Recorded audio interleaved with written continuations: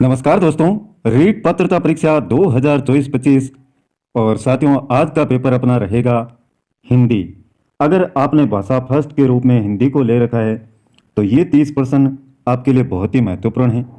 शिक्षण विधियाँ और जो भी व्याकरण के प्रश्न हैं सभी सम्मिलित हैं साथियों इसमें। जैसा आपका पेपर आता है उसी प्रकार से तो रीट लेवल फर्स्ट और सेकंड दोनों के विद्यार्थी जो भाषा फर्स्ट के रूप में हिंदी रखते हैं वो इस पेपर को बड़े ही संयम के साथ में करें।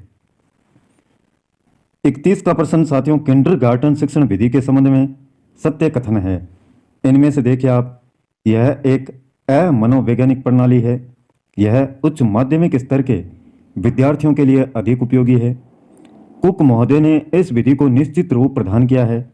भाषा के व्याकरण एवं साहित्य की शिक्षा इस विधि से नहीं दी जा सकती। तो देखिए सत्य कथन इसमें से क्या है शिक्षण विधि के संबंध में। कौन सी शिक्षण विधि? किंडरगार्टन।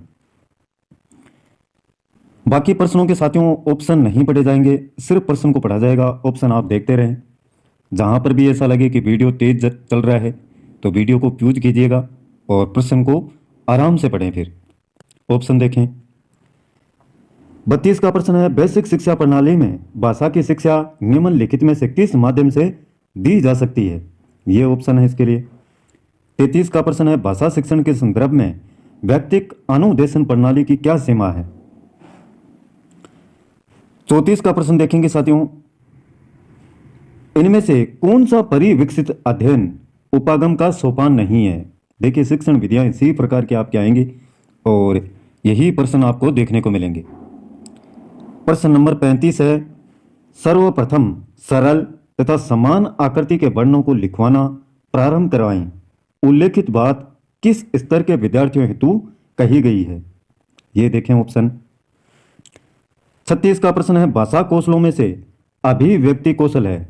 अभिव्यक्ति कौशल किसको कहेंगे? देखिए 37 का प्रश्न रहेगा साथियों अनुलेख किस भाषा कौशल से संबंधित है? अगला प्रश्न 38वां है लिंगुआफोन यानी रिकॉर्ड प्लेयर किस प्रकार के अधिगम सामग्री है? 39 का प्रश्न है भाषा प्रयोगशाला के अनुभाग में सम्मिलित नहीं है। 40 का प्रश्न है सहस्वर वाचन का गुण है। इनमें से देखिए आप। 41 का प्रश्न रहेगा मौखिक मूल्यांकन के संबंध में उपयुक्त कथन है।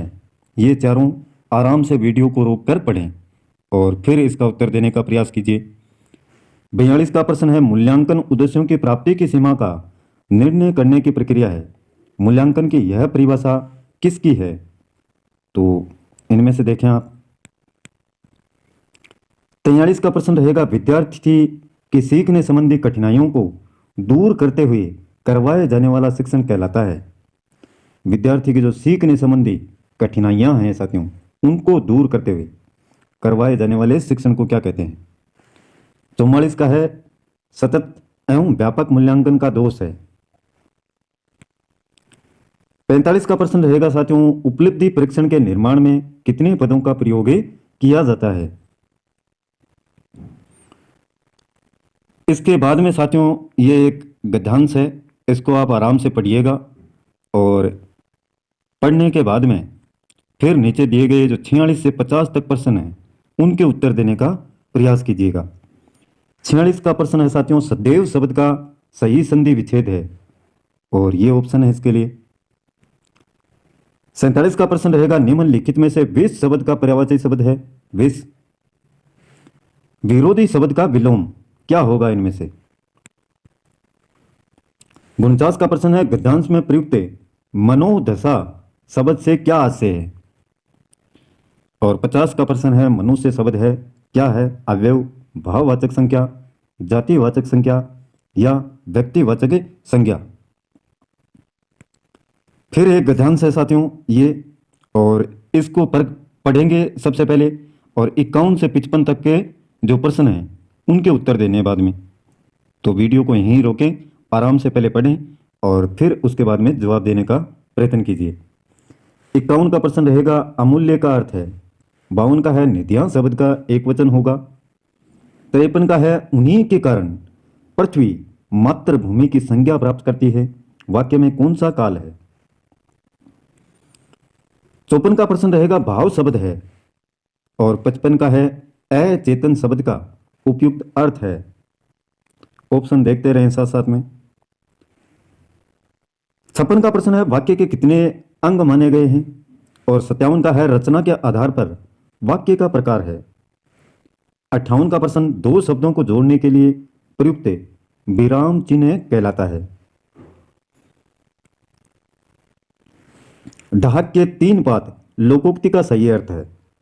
सबसे अलग विचार करना, समय अनुसार कार्य करना, सदा एक से स्थिति बने रहना, सीमातीत कल्पना करना। और 60 का प्रश्न है बहुत लज्जित होना के अर्थ में उपयुक्त मुहावरा कौन सा है।